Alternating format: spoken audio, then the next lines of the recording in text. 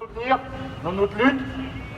Je remercie en particulier les salariés de l'hôtel Westin Paris-Vendôme, autant ceux qui sont licenciés que ceux qui font partie encore des murs. En gros, je voulais vous dire une chose. Nous avons rencontré la société extérieure Elior dans les couloirs de l'hôtel et c'est vraiment un goût amer que j'ai dans la bouche de voir des salariés qui ont été licenciés pour être remplacés par d'autres salariés, ce qui est inacceptable. Et c'est pour ça que nous allons continuer le combat jusqu'au bout. Je tiens aussi à dire à tous les salariés qui sont dans l'entreprise encore, nous nous battons aussi pour eux. Il faut qu'ils le sachent, il faut qu'ils viennent nous soutenir dans cette lutte face à cette direction qui n'a pas de cœur, qui n'a pas de scrupules à licencier pour faire appel à la sous-traitance. Je tiens aussi à vous préciser que des actions en justice sont en cours. Nous allons contester ce PSE-là. Et j'espère que nous allons avoir gain de cause. Parce que nous ne pouvons pas laisser les grands patrons prendre les aides gouvernementales, les aides gouvernementaux, et ensuite licencier. Parce que c'est des millions et des millions d'aides qu'ils ont empochées. Et derrière, on met les bas salaires, parce que clairement pour moi c'est des bas salaires qui ont été mis à la rue. Une population qui a été visée, la population des femmes principalement, nos mamans qui se cassent le dos pour faire les chambres, les femmes seules, on les retrouve à les mettre à la rue pour qu'ils aillent postuler à une société extérieure, on va leur demander de travailler encore plus, avec une plus grande cadence de travail, ce qui est inacceptable. Et c'est pour ça que je tiens quand même à prévenir nos directions, à les rassurer sur notre présence qui sera hebdomadaire tous les jeudis devant l'hôtel. Même s'il faut qu'on soit une personne, comme je le dis, on sera là tous les jeudis jusqu'à qu'ils nous écoutent et qu'ils écoutent nos revendications. Nous avons aussi Maître Giacomo qui est présent, qui va nous expliquer un peu les procédures qui sont en cours. Il est en interview avec un journaliste. Donc voilà.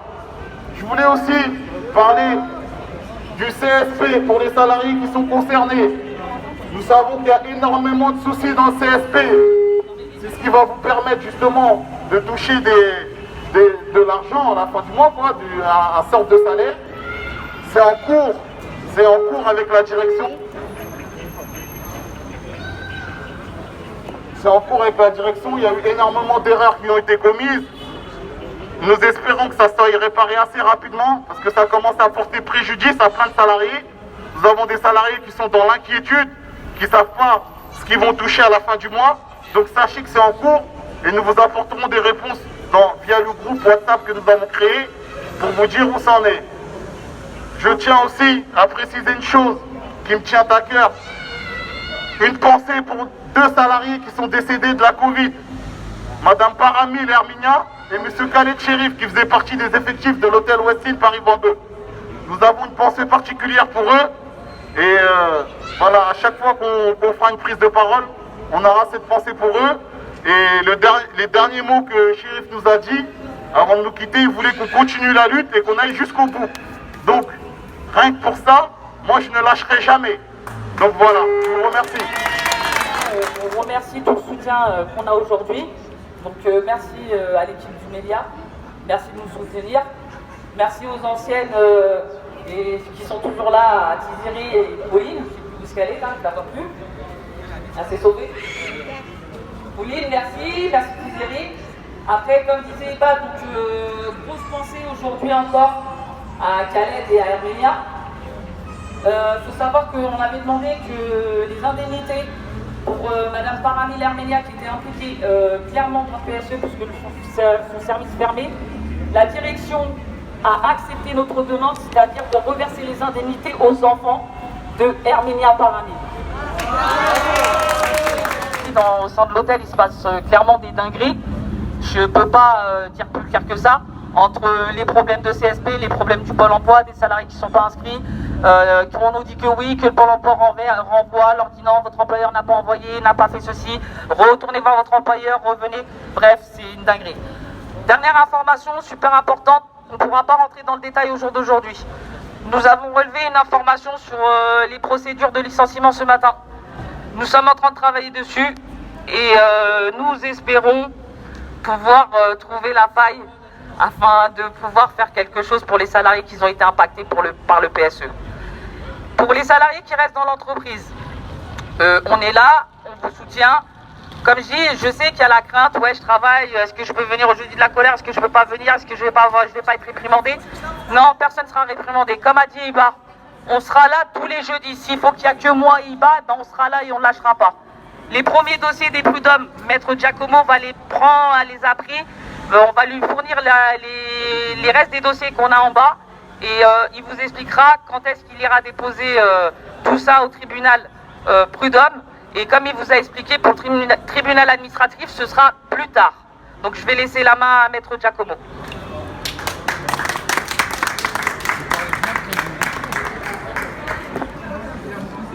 Bonjour, donc je m'étais engagé à venir vous rencontrer pour vous informer et qu'on ait un échange un petit peu en direct sur les procédures qu'on va mettre en œuvre suite à la décision de l'hôtel de vous licencier. On a déjà beaucoup discuté, donc vous connaissez un petit peu les éléments et la problématique.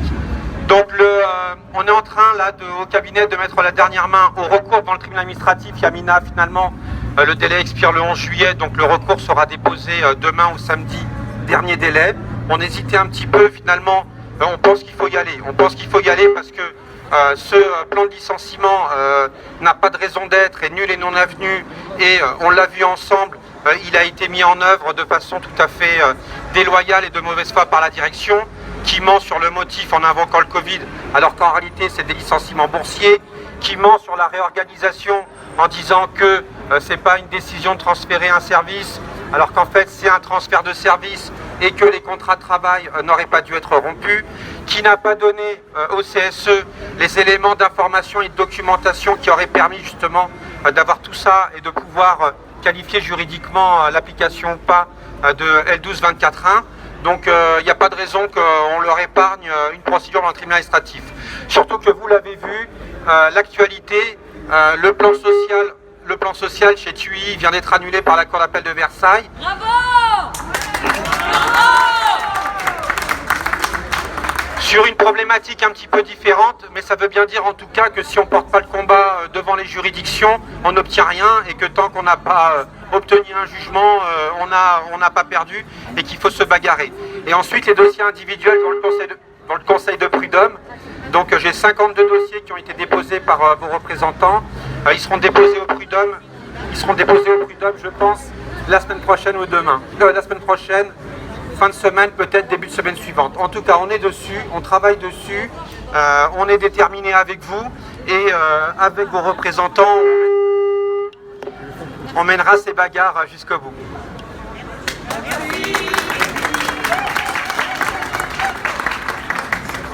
Une dynamique assez similaire à ce que vient de dire le camarade avocat de votre hôtel. Nous sommes dans une dynamique assez similaire. Sachez que nous faisons appel à la problématique, camarade, c'est le L1224.1. Nous sommes une entité indissociable. A priori, ça crée un gros problème, le L1224-1 de l'article du Code du travail. D'autre part, il y a une affiche là, qui vient de m'interpeller de par les camarades de cet hôtel. C'est de voir par rapport à la sous-traitance. Alors nous, on est peut-être au début d'une longue bataille. Il y a environ 92 salariés qu'on veut dégager. Et je mettrai l'accent sur quelque chose dont on n'a pas assez parlé ici. Chez nous, c'est la volonté de foutre dehors les syndicats. Voilà. Les bagagistes, les femmes de chambre votent tous CFDT, CGT. Ensuite, le comité d'entreprise, on veut mettre dehors ceux qui sont CFDT, CGT. Ensuite, il n'y aura plus que nos amis sans étiquette qui cirent les pompes de la direction. Et d'autre part, sachez que les conditions de travail, par exemple, on veut mettre, il y a 36 de nos camarades bagagistes en majorité, dont soi-disant on n'a plus besoin. Reste à savoir si dans un an, est-ce qu'on peut être dans un hôtel de haut standing sans bagagiste, c'est du pipeau. Quant à discuter de la Covid-19, c'est une excuse camarade. Et sachez qu'en ce qui nous concerne, donc des camarades qui vous soutiennent, donc de Melia, qui est une grosse boîte internationale, où le DG crève d'argent au Baléares, voilà ce qu'on veut faire de nos camarades pour la sous-traitance, les 46 qui votent tous CFDT, CGT, comme par hasard. Les femmes de chambre, on veut les mettre, nous aussi, ils veulent les mettre en sous-traitance, dans des conditions qui vont vous horrifier. La mutuelle, plus qu'une personne avec la mutuelle, pas les enfants. On élimine les gosses. D'autre part, par exemple, chez nous, les chèques cadeaux, c'était 150 €. D'un sous-traitant, 50 €. D'autre part, j'avais négocié une prime de pénibilité, ce qui est normal, à partir de 53 ans, une demi-heure en moins, et ben, plus rien. J'ai discuté avec le DG de cette soi-disant entreprise de sous-traitance. Monsieur, je peux vous dire qu'une chose, je ne vais rien écrire, je ne vous veux pas chez moi, vous foutriez, vous êtes dangereux. J'ai dit à part ça, il m'a dit je ne suis pas une entreprise caritative, une entreprise humanitaire, soit les gens passent de 12 à 18 chambres, et s'ils veulent gagner plus, ils font plus de 18 chambres. Je ne sais pas si vous comprenez un petit peu le malaise de nos camarades. Pour moi, je me suis engagé par hasard dans le syndicalisme. Je suis militant politique, je n'ai pas le cacher. Depuis très longtemps, je me suis engagé dans les années, fin des années 70, uniquement pour les femmes de chambre. Parce que j'ai trouvé que c'était le travail le plus dur, le plus pénible, et que toutes ces dames arrivées vers 40-50 ans, elles ont le dos cassé, les jambes fatiguées. Alors moi je dirais merci à ces dames, et nous, comme d'habitude, je dirais un truc très simple, ce n'est qu'un début, continuons le combat. Ce n'est qu'un début, continuons le combat. Donc bonjour, je m'appelle Yamina, je travaille au Westin Paris Vendôme et je suis représentante du personnel au sein de cet établissement-là. 27e jeudi de la colère. En fait, en date du 7 janvier, donc comme tu le sais, il nous a été annoncé le PSE. Et le 12 avril, malheureusement, les délégués syndicaux ont signé un accord avec la direction sur ce PSE-là. Donc aujourd'hui, nous, on a commencé les jeudis de la colère le 4 mars. Et jusqu'à aujourd'hui, nous, on se bat contre ce PSE parce que pour nous, clairement, il n'est pas justifié. Ils ont commencé à licencier une première vague. Ils ont licencié les départs contraints. Ce que j'appelle les départs contraints, ce sont le service housekeeping, la conciergerie, le spa et le standard. Ces gens-là, déjà, ces salariés-là ont déjà été licenciés. Pour certains, sont en attente de solde de tout compte. Mais concrètement, nous avons mandaté un avocat qui prend les salariés en charge pour aller en procédure derrière. Non, en fait, l'hôtel a réouvert ses portes hier. Donc jusque-là, on n'a pas encore eu grand écho qu'il y avait du changement. Ce que nous, on voit en étant dans les couloirs de l'hôtel, c'est le manque de personnel qui va arriver. C'est que le service au client n'est plus du tout le même que ce que nous, on proposait. Il ne faut pas oublier qu'au jour d'aujourd'hui, on est un hôtel quand même 4 étoiles haut de gamme. Et que hier, une cliente a demandé à ce qu'on aille récupérer une paire de chaussures dans une boutique. Et que clairement, la direction a refusé en disant on n'offre plus ce service-là. Aucune évolution. On a essayé de faire des courriers, mais ils font la sourde oreille. Donc maintenant, ça va jouer au tribunal. En fait, l'avocat a récupéré les dossiers. Et il va faire un dépôt, donc comme il le disait tout à l'heure, au tribunal administratif avant le 11 juillet. Donc il a dit tout à l'heure qu'il déposerait le dossier au tribunal administratif la semaine prochaine. Et pour le dossier des prud'hommes, en fait, il dépose les dossiers à partir de la semaine prochaine aussi. Alors il y a contestation du PSE et les prud'hommes pour les salariés. Du syndicat CFDT-HTR et des délégués syndicaux CGT et CFDT. Et des salariés donc, de l'hôtel qui sont concernés par la réorganisation et donc les licenciements économiques.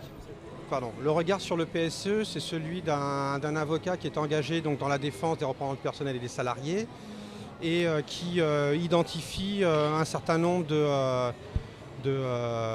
fautes, de manquements, de vices et de raisons juridiques pour contester ce CSE, donc ce PSE devant le tribunal administratif, contester la décision de la direction du travail de valider l'accord collectif qui a été signé par les 3 organisations syndicales qui étaient représentées au sein de l'hôtel et la décision donc de valider les suppressions de postes et les licenciements. Donc je dois rédiger une requête qui va exposer au tribunal les raisons pour lesquelles nous considérons que la direction, la DRIETS, la direction régionale du travail, ne devait pas valider l'accord qui a été signé. Puisqu'une bagarre, elle n'est pas perdue avant d'avoir été menée. Il y a à la fois des moyens qui sont de l'ordre du principe et d'ordre, j'ai envie de dire, presque politique. Et il faut voir comment ces moyens-là vont animer la réflexion des juges. Et ensuite, il y a des moyens d'ordre strictement juridique qui me semblent tout à fait pertinents et qui me semblent importants de porter en justice et d'avoir donc une décision. La critique d'ordre symbolique, politique et syndical, c'est l'idée, le refus, en tout cas le refus du syndicat CFDT-HTR, qui sera donc la partie qui va agir devant le tribunal administratif, le refus de principe de l'alibi du prétexte tiré du Covid, pour justifier en fait une mesure de réorganisation qui était bien antérieure, qui est dans les tuyaux, qui est l'externalisation dans l'hôtellerie. C'est quelque chose vers lequel les employeurs, les patrons tendent depuis des années, essayent de faire passer malgré de nombreuses mobilisations. On a encore l'hôtel Ibis où on a obtenu satisfaction là-dessus. Donc c'est des réorganisations lourdes que les employeurs essayent de mettre en œuvre bien avant le Covid. Et donc là on comprend que le Covid est invoqué comme un prétexte pour justifier une mesure qui en fait est justifiée par des considérations d'ordre strictement financières et pas économiques. L'annonce brutale qu'on va supprimer le service de housekeeping, que ce service va être pris en charge par une société, on ne sait pas qui, on ne sait pas comment et on ne sait pas à quel tarif, et que tous les salariés concernés avec 20, 30, 40 ans d'ancienneté en juillet ne feront plus partie des effectifs. Point à la ligne.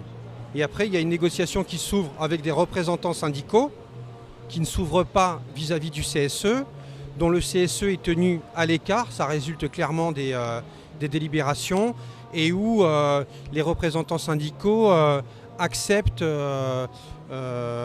trouvent un accord, acceptent une position qui juge équilibrée, mais qui, du point de vue du syndicat CFDT-HTR, n'est absolument pas équilibrée. Ils ont les leurs, d'accord, elles sont légitimes, elles sont respectables, mais on ne les partage pas. On ne les partage pas parce que, je vous l'ai dit, il y a un vrai sujet sur l'instrumentalisation, l'exploitation de cette crise sanitaire dont on a tous été victimes, dont les salariés du secteur sont les premières victimes, et d'un secteur pour lequel l'État a déployé des moyens financiers qui sont absolument inédits. Même pendant la guerre, on n'a pas soutenu le secteur de l'hôtellerie. D'accord ? Là, ce sont des milliards d'euros, à juste titre. On accompagne tout ça. Personne ne dit que les employeurs de l'hôtellerie et du tourisme ne doivent pas être soutenus. Mais le président l'avait dit, M. Macron, d'accord, c'est pas de licenciement. Pas de licenciement pour Covid et on fera tout. Quoi qu'il en coûte. Donc ils ont fait quoi qu'il en coûte et finalement il en coûte pour les salariés. Donc ça c'est pas possible. Ils ont payé, et encore il y a un sujet là-dessus, donc ils ont payé les salariés qui étaient en chômage partiel avec l'argent que leur versait Pôle emploi, hein, pas sur leurs deniers propres. Ils n'ont versé aucune indemnité particulière au titre de ce PSE. D'accord ? Ils versent des indemnités, mais ils les versent en vertu d'un accord qui date de 2016 et sur lequel ils s'étaient engagés bien en amont. Donc sur l'opération, il n'y a aucune concession, il n'y a aucun avantage particulier. Voilà, alors c'est un aspect qui est très important, je ne suis pas trop rentré dans le détail parce qu'il est un peu juridique, mais c'est vrai que l'un des moyens qu'on va développer devant le tribunal administratif, c'est le fait que le CSE n'a pas été régulièrement informé et consulté. C'est-à-dire que la direction a créé les conditions pour biaiser l'information et consultation et de ne pas permettre aux représentants du personnel de prendre la mesure exacte juridique, opérationnelle, organisationnelle, financière, bref, d'avoir tous les éléments qui doivent permettre normalement au CSE de donner un avis éclairé, et aux salariés d'être informés, et aux syndicats de pouvoir tirer les conséquences, faire une analyse juridique et le cas échéant agir sur un aspect qui est très très important, c'est celui du transfert de l'activité. D'accord ? Il y a un principe qui est d'ordre public, ça veut dire que normalement on ne peut pas y déroger, même par voie d'accord collectif conclu avec des représentants syndicaux, c'est le principe de transfert des contrats de travail lorsqu'un service, une entité économique autonome, est transféré d'une entreprise à une autre. D'accord ? Donc cet aspect il est très important. Il a un peu échappé, mais c'est normal puisqu'on ne les a pas consultés dessus, donc il n'a pas été dans les radars. Les représentants du personnel, notamment M. Comté, est monté au créneau pour dire mais attendez, donc vous nous dites qu'il y a une entreprise qui va reprendre la prestation, donc la prestation n'est pas supprimée. À quelles conditions organisationnelles et financières. Donc ils avaient demandé à ce que soit communiqué le cahier des charges sur la base duquel avait été fait l'appel d'offres et deuxièmement, quelles étaient les conditions financières. La direction ne l'a jamais transmis, donc on n'est pas aujourd'hui en mesure de savoir si, oui ou non, ce fameux article L1224.1 trouve à s'appliquer ou pas. Et c'est très important parce que si l'article s'applique, il n'y a pas de licenciement. Ils doivent tous être transférés. Donc c'est un vrai sujet. Un vrai sujet qui nous fait dire que l'information n'a pas été sincère, loyale et complète. Toujours pas. On sait qui c'est. Le nom a été annoncé pour répondre à votre question. Dès que la Driette a validé, 3 jours plus tard, on savait que c'était Elior. Donc on le savait bien avant. Et bien évidemment, c'est des négociations qui sont menées en amont. Donc les éléments techniques et financiers, on aurait dû les avoir.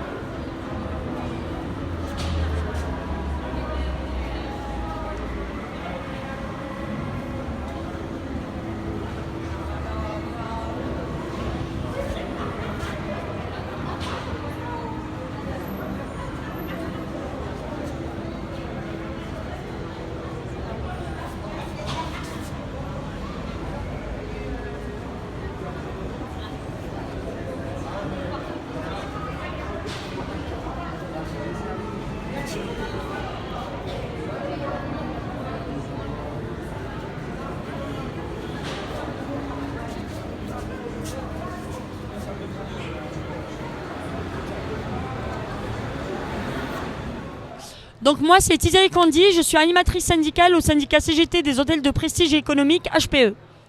Donc aujourd'hui donc on est là comme tous les jeudis en fait qu'on appelle les jeudis de la colère.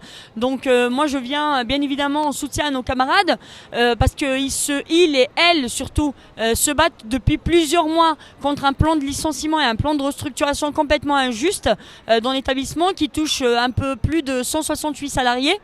Et qui consiste donc à notamment remplacer les salariés licenciés par une entreprise de nettoyage qui va faire le travail à la place des salariés.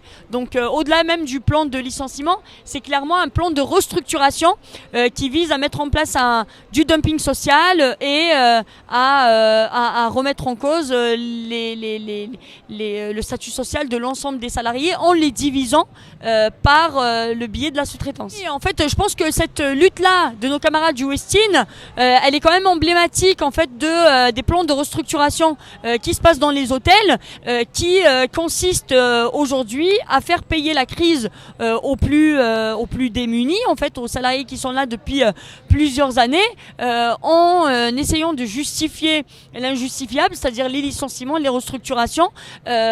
Par la crise sanitaire, alors même que l'hôtel n'a pas réellement subi la crise sanitaire, parce que bien qu'il était fermé pendant plusieurs mois, c'est l'État qui a pallié quand même au paiement du chômage partiel, de l'activité partielle pour les salariés. Comme l'ont rappelé aussi les camarades, cet hôtel a bénéficié quand même de pas mal d'aides de l'État et aujourd'hui, il a des perspectives d'ouverture qui sont quand même très concrètes.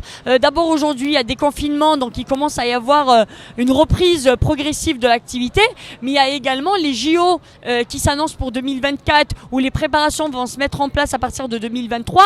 Donc clairement, on a des perspectives réelles. Licencier ou pas des salariés ne changera strictement rien aux charges fixes de l'entreprise, d'autant plus que, comme je l'ai dit, la société a bénéficié des aides de l'État. Donc ce plan est absolument pas justifié. Il a pour seule raison, finalement, une raison qui n'en est pas une en réalité, de justifier l'injustifiable, de mettre les salariés dans plus de précarité et de profiter de la situation actuelle pour remettre en cause les accords existants et pour diviser davantage les salariés dans un même hôtel par le biais notamment du recours à la sous-traitance. C'est diviser pour mieux régner et aussi profiter d'une situation drastique et dramatique pour tout le monde, parce qu'il y a eu quand même des morts, y compris parmi les personnes mobilisées. Il y a effectivement une situation sanitaire sur laquelle je ne vais pas m'étaler parce qu'on l'a toutes et tous vécu. Et je trouve ça particulièrement dégueulasse de profiter de cette situation-là pour essayer de justifier et de faire passer la pilule de la restructuration et des licenciements. C'est particulièrement dégueulasse. Il y a déjà plus d'une centaine de licenciements qui ont effectivement été prononcés, mais la direction a annoncé dès le départ un plan de licenciement de 168 salariés. Et là, on parle que du Westin Vendôme, hein, parce qu'il y a quand même la même direction a donc organisé des travaux au Marriott Rive Gauche où pas moins de 250 salariés vont se retrouver au chômage, pareil, licenciés. On peut parler également des hôtels comme le Mélia, où il y a eu aussi pas mal de plans de licenciement, plus de 35 de mémoire. On peut parler également du Hyatt Paris Étoile, où il y a eu plus de 130 licenciements, du Méridien Étoile, où il y a eu plus de 200 licenciements. Donc oui, en fait, les employeurs aujourd'hui se donnent le mot. Et sont particulièrement organisés pour mener l'offensive contre le monde du travail et contre les salariés. Et je pense qu'aujourd'hui, nous, de notre côté, on a aussi beaucoup à faire sur l'organisation d'un mouvement de riposte qui ne soit pas uniquement cantonné dans un seul hôtel, mais on a intérêt à mobiliser toutes nos forces et à créer des cadres de convergence pour mener des actions toutes et tous ensemble pour essayer effectivement de faire face à ces plans de licenciement. Et nos camarades, je pense, de TUI ont particulièrement montré le chemin. Il y a les camarades de TUI, il y a également les camarades de Monoprix.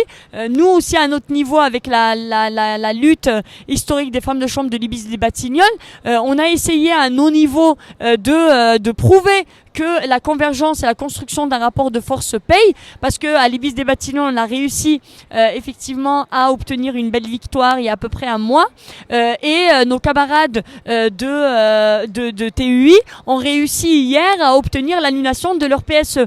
Donc je pense que dans ce marasme général, il y a quand même des lueurs d'espoir, et les lueurs d'espoir qui sont le fruit d'acharnement, de lutte, de persévérance et de création de convergence.